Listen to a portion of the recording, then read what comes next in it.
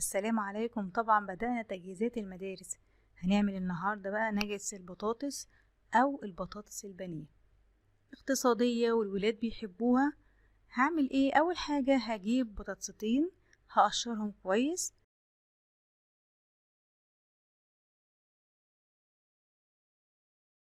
وطبعا هغسلهم كويس، وبعد كده هبدأ أقطعهم مكعبات بالشكل ده. عندي بقى حلة على النار فيها مية مغلية، هنزل بمعلقة ملح واحدة كفاية قوي، وبعد كده انزل بالبطاطس اللي انا قطعتها. اول ما الاقي البطاطس استوت، الشوكة الاقيها اتقطعت بسهولة، خلاص كده استوت. هطلعها من المية واصفيها كويس جدا،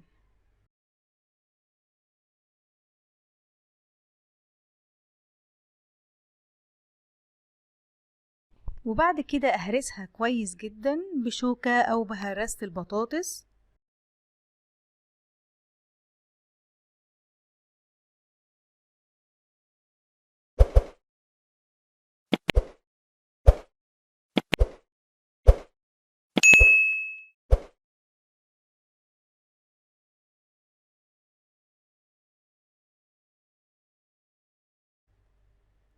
بعد كده هنزل بمعلقة نشا واحدة بس، وبعد كده هنزل بالملح وكمان الفلفل وبهارات البطاطس، وممكن بدل بهارات البطاطس استخدم بهارات الفراخ كويسة جدا.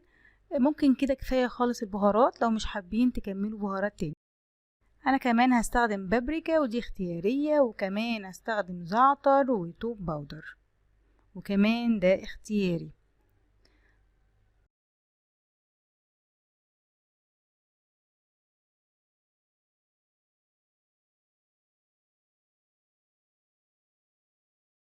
طبعا بقلب كويس جدا واعجن بايدي كويس جدا بحيث اخليها زي العجينة بالظبط.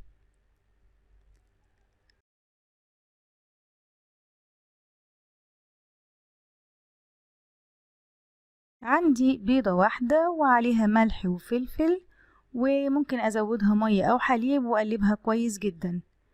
كمان عندي بقسماط مطحون،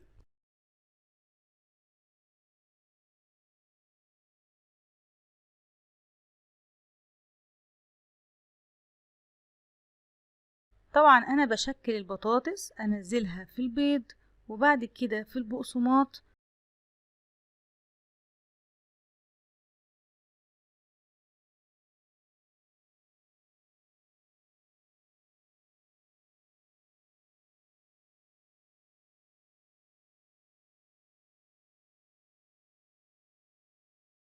وفي زيت سخن هنزل بالبطاطس لحد ما تاخد لون حلو.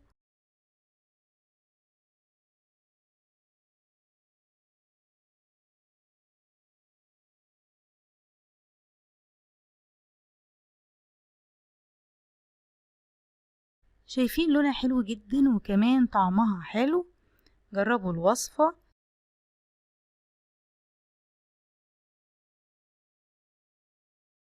لو عجبتكم اعملوا لايك ومتنسوش تشتركوا في القناة. مع السلامة.